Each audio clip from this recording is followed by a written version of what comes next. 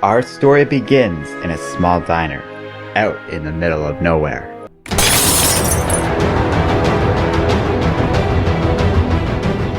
The two villains give Bruce a choice. Tell them where he is, or everyone in here dies.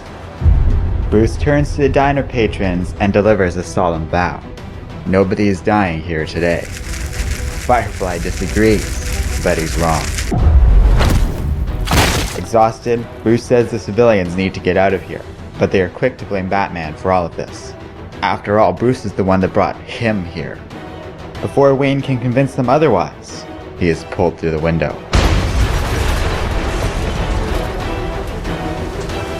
Dent just attacked the city with acidic rain. Batman, Gordon, and Duke Thomas look over the many people injured as a result. Jim asks if Duke is the new Robin, and Batman says they're actually trying something new, something different. Looking over the many wounded civilians, they know they have to act. Harvey has blackmail on more and more people in the city. He's getting increasingly aggressive, and his control of Gotham is getting formidable. But luckily, Harvey, the real Harvey, has an idea, a way out. They need to get rid of the Two-Face persona once and for all.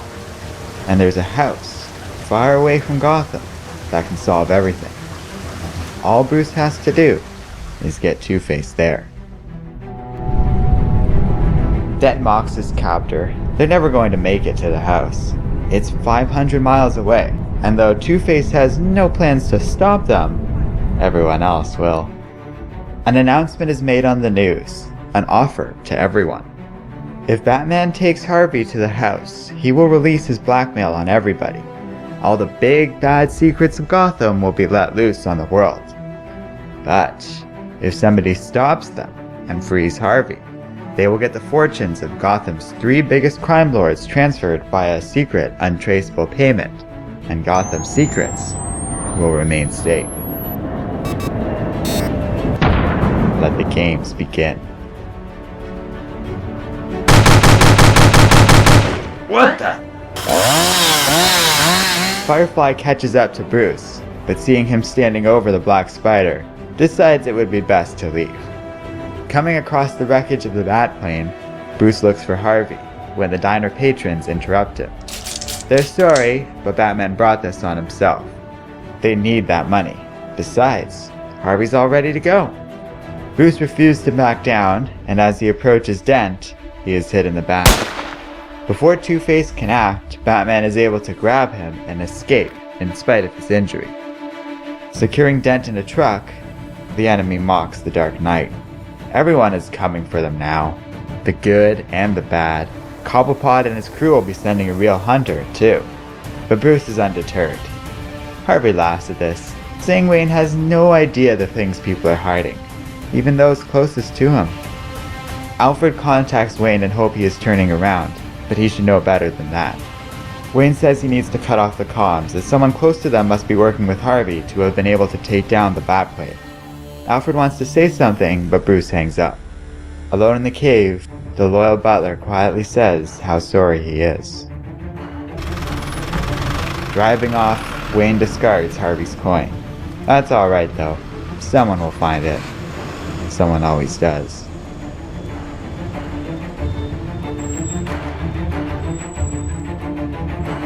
Hello and welcome to Comic Island. My name is Arden, and this is my recap and review of All-Star Batman #1. So I wasn't originally going to do this issue. Not that I have anything against Batman or the creative team here, far from it as we'll see.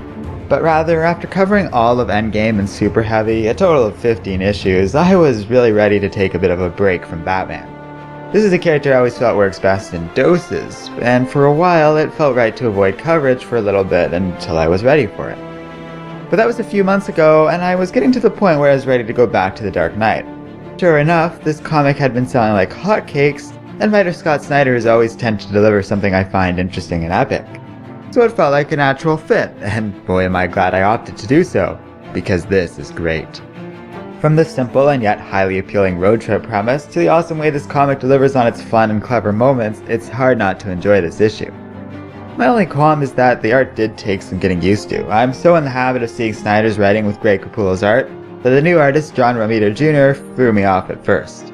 But after I got past the intro, which is also weird to begin with because it jumps around in time a lot, I really got into this thing. It was fun, distinctly Batman, and somehow will be tied to so many characters within Gotham itself without the story actually taking place in Gotham. That's both cool and quite clever. Road trips are nothing new, but this take on the premise is really well done. Then we arrive at the final piece of this little gem, the idea of the bounty. We're starting out small, with lesser villains, although I do like how they're used here, especially Gentleman Ghost's appearance at the end of this issue, but where this idea is most appealing is where the story is going. The big guns are going to be coming after Bruce, and that's where things are going to get difficult. And by big guns, I mean the bigger name forces of Gotham, both the usual villains and probably some of the good guys. Yeah, I thought that little twist with Alfred says a lot. Between the money and the blackmail, a lot of people could be going after Bruce here, including many who would usually be his ally. Not even Alfred can be trusted, and given his role so far in the story, I think Duke is a prime suspect, someone who could also easily turn on Batman. Nobody likes skeletons coming out of their closet, and some people would have a pretty serious reason to protect that stuff. Those with an already colorful history, like Alfred and Duke, well, they could prove dangerous trying to protect their secrets. They certainly won't kill Batman, but they would be willing to stop him.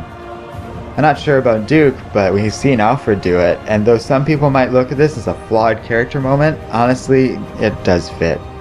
You can see that shooting down the plane is heartbreaking for him, even though he definitely knew Bruce would survive it. But he's still human. He's not some loyal dog that always has Bruce's best interest in heart.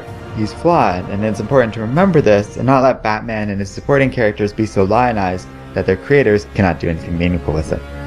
So yes, this comic comes highly recommended. If your local comic book store still has any copies left, which it might not, I really suggest you get a hold of this one while you still can. And if they are sold out, the online market will definitely be able to give you a hand with that. This comic is too good not to read for yourself, in my opinion. So thanks for watching this video. Be sure to let me know what you think in the comments section below. And don't forget to like, subscribe, and keep reading comics.